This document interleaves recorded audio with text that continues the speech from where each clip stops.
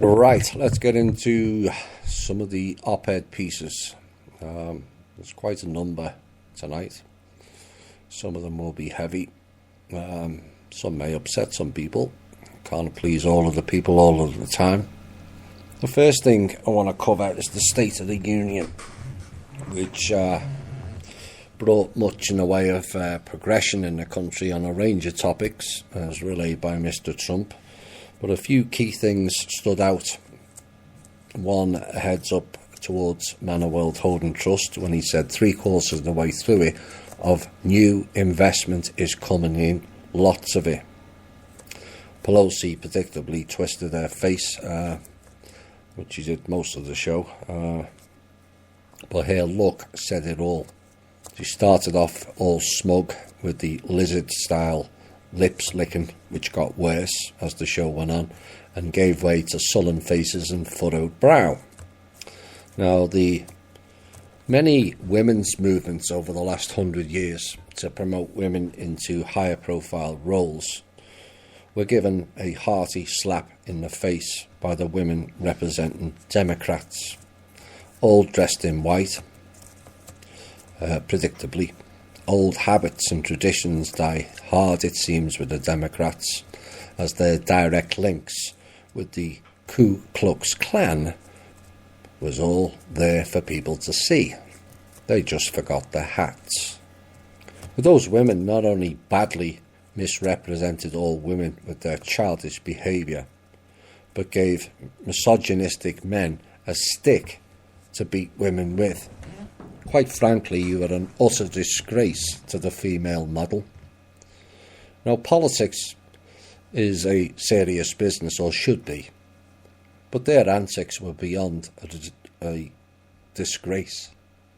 Jumping up and down, celebrating more women in work and backslapping yourselves in a carefully choreographed scene was crass in the extreme, but it got worse, didn't it?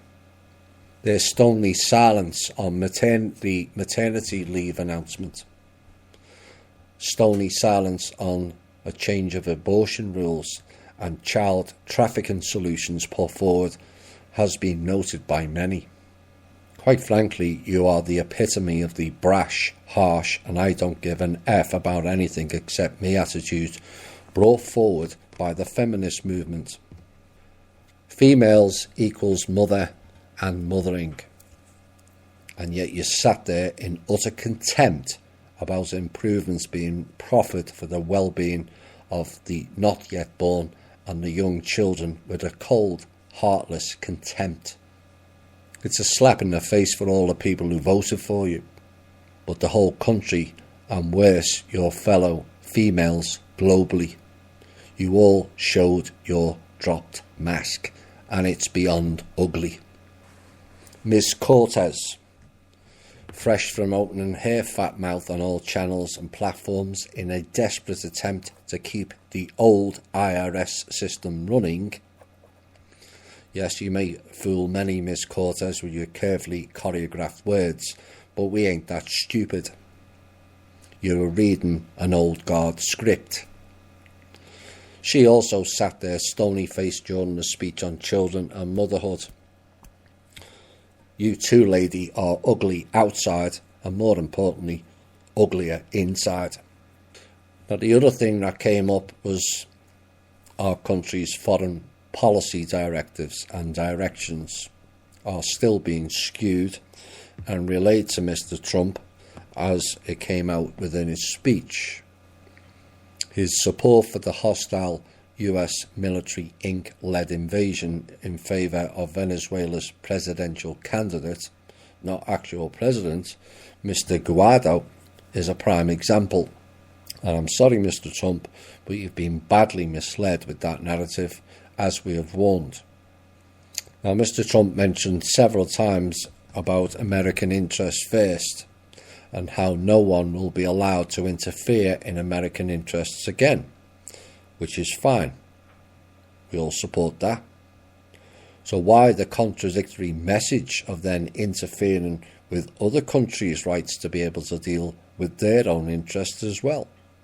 To me, only when there is a dire humanitarian crisis should we go anywhere into another country, and only then after they have requested our help and it was approved by Congress. Not at the behest of rogue elements within our country on an oil deal heist on behalf of the criminal elites, which is why they're in Venezuela. Now, Trump's speech had many highlights until near the end for me, and the love fest of all things Israel made me, quite frankly, want to do my favourite MeWe gif of vomit. Highlighting Israeli people who die is fine.